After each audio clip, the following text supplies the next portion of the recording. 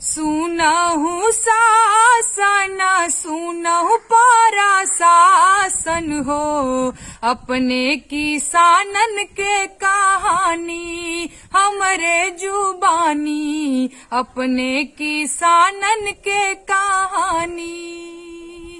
अनुदान आवेला आवते रही जावेला, अनुदान आवेला आवते रही जावेला, आवत आवत माटी लाग जावे ए जी सुनतानी, अपने किसानन के कहानी।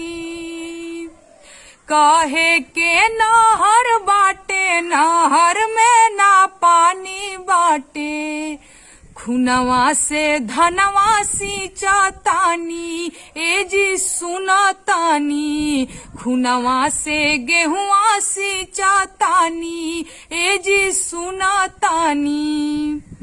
अरे चोरी ना हउवे छिनैती ना हउवे जी, धान गेहूं हाड़ के कमाई ए जी सुनतानी, अपने उपज को हम दाम बोलब न जी, मोर फसल के रउआ दाम लगाई ए जी सुनतानी, अपने किसानन के कहानी।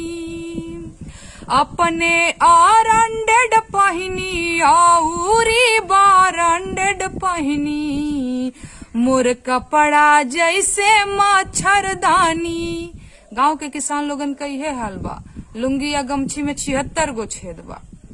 अपने आरंडेड पहिनी औरी बारंडेड पहिनी, मोर कपड़ा जैसे मच्छरदानी ए जी सुनतानी।